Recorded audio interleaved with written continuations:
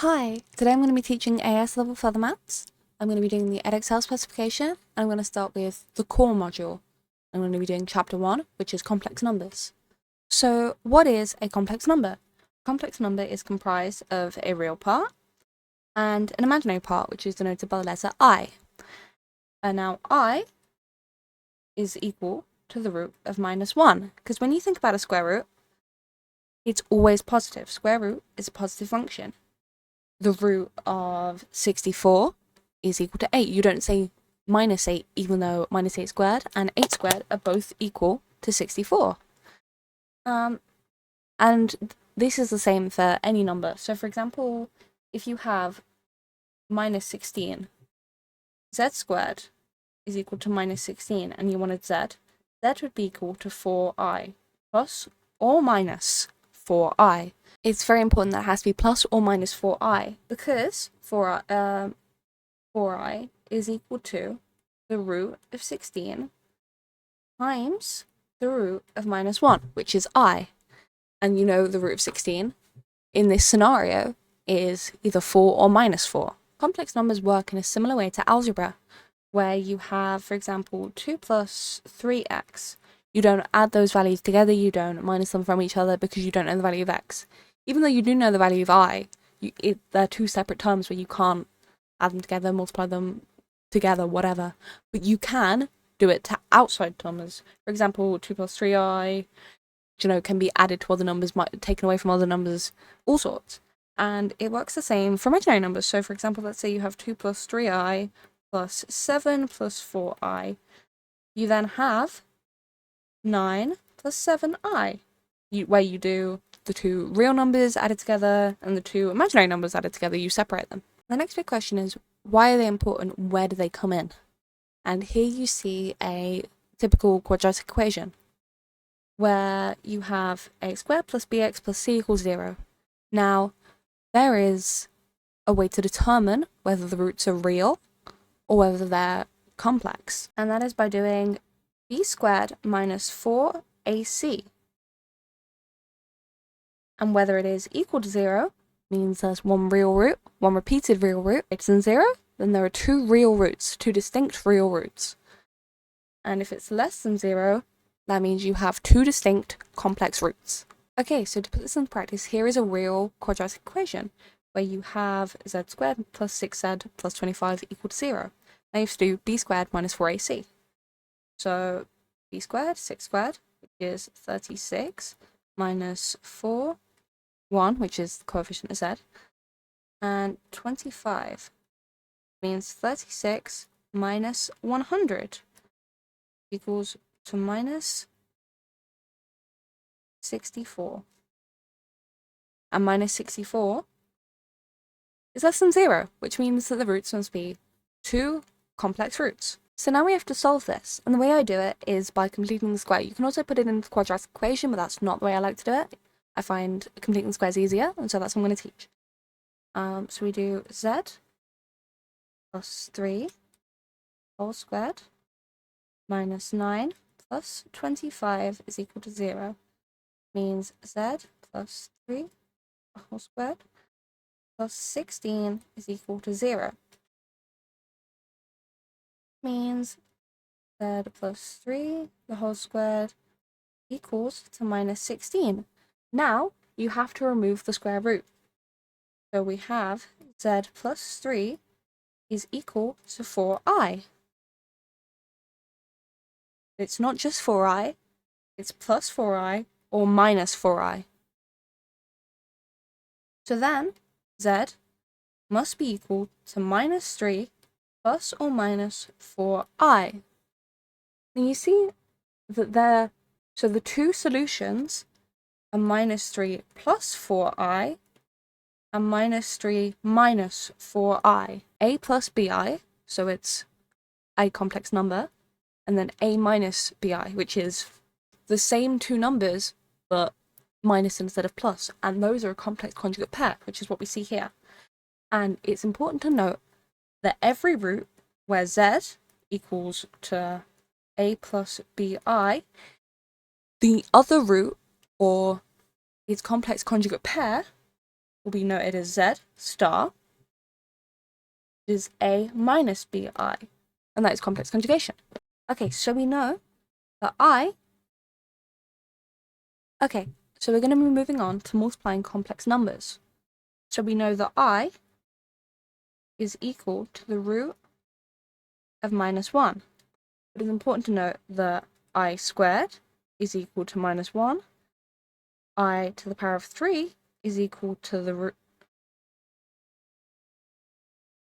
I to the power of 3 is equal to -I, and I to the power of 4 is equal to 1, positive 1. So the importance of this is shown when we do equations. So here we have 2 plus 3i times 4 plus 5i, which makes 8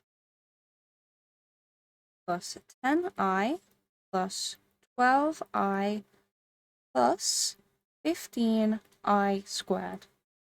So let's collect our terms. 8 plus 22i plus 15i squared. But we know that I squared is equal to -1. So we actually have -15, which means that the answer is -7 plus 22i. Okay, so now we're moving on to forming a quadratic equation. Now I want to present Z as alpha and Z star is beta. You can present them as anything, it just works when I'm showing this equation. So, for a normal quadratic equation, you have Z squared minus alpha plus beta Z plus alpha beta 0. So, for example, let's put this into practice and say that alpha equals 7 plus 2i. So its complex conjugate root must be 7 minus 2i. So now we need to put it into the equation. Is Z squared minus alpha plus beta, which will be 14. Because these end up cancelling out, the I, plus alpha times beta, which is 49. These again the 7 times something I, 7 times minus something I will always cancel out. But then you have an I squared, which is 2i times -2i, which equals to -4i squared. And you know that I squared is equal to -1. So you have 49 minus 4, which is 49 plus 4, which is 53 equals to 0. So the full equation is Z squared minus 14Z plus 53 is equal to 0. Okay, so there's one more small thing to note, and that's that complex numbers, like surds, can't be on the denominator of a fraction.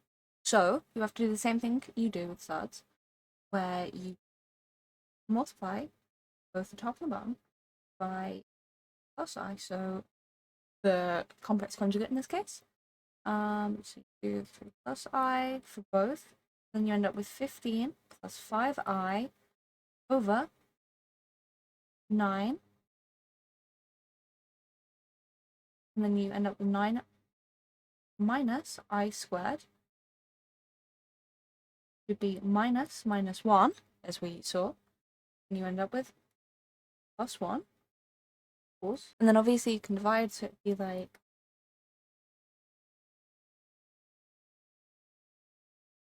okay, so now we move on to solving cubic equations, which are very similar except they have 3 roots. Now these are going to be 3 distinct real roots, or 1 distinct real root, and a complex conjugate pair. Okay, so now to put this into practice, we have a cubic equation, and we get given a root.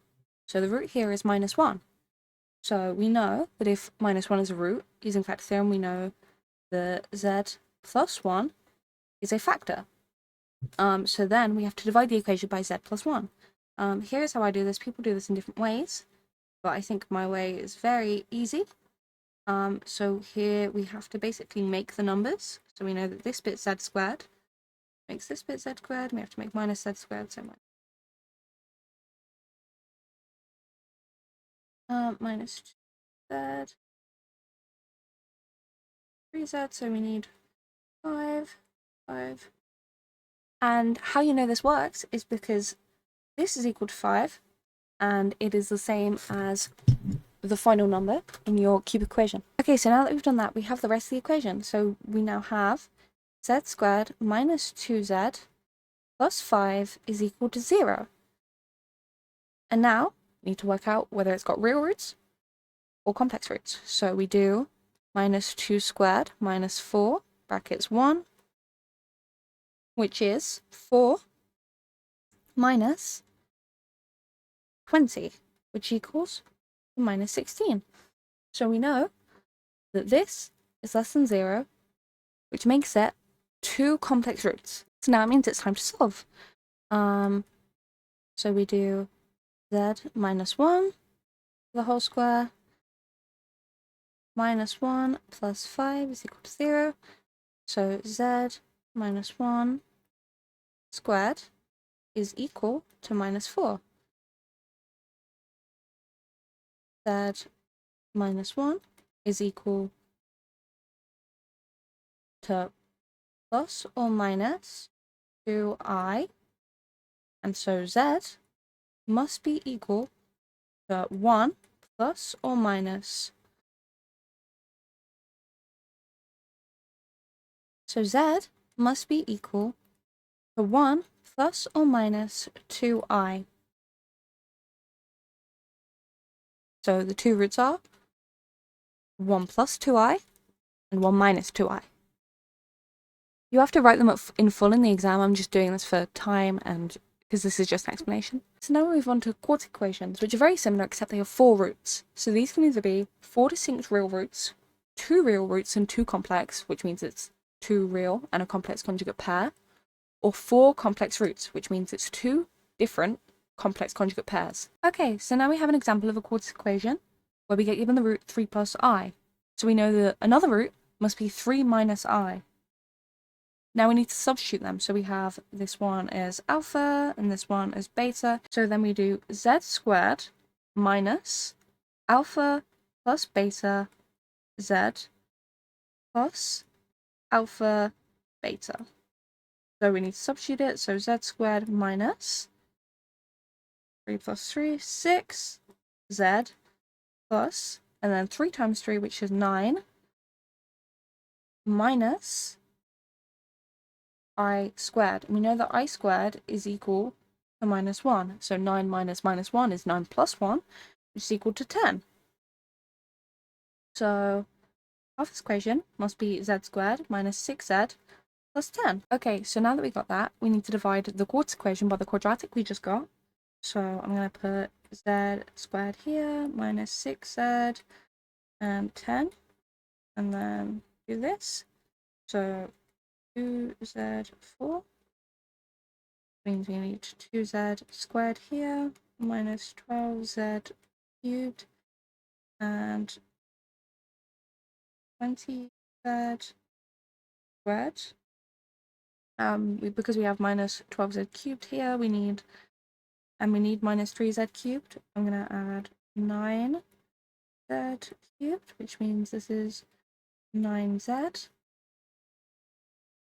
minus 54z squared and 90z. So we have 20z squared here and minus 54z squared here, means we have minus 34z squared, and we need minus 39z squared for the equation. So that means we have to add 5. So we need minus 5z squared. Well, we take away 5, but you know what I mean. So because we have 20z squared here and minus 54z squared here, and we need to make minus 35. No. So we have minus 20z squared here and minus 54z squared here.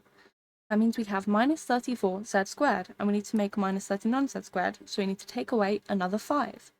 So minus 5 here means minus 5z squared, which makes this 30z and minus 50. And as we can see, minus 50 here and minus 50 here, so we must know this is right.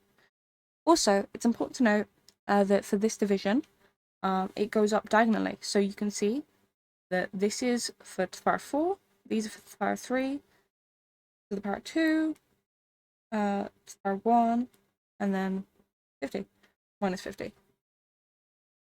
And it just makes it quite easy to work out and see, so I thought I'd explain. Okay, so now that's the end of complex numbers. I'd recommend going to do some more practice questions so you make sure you've understood it. Thanks for watching. Bye!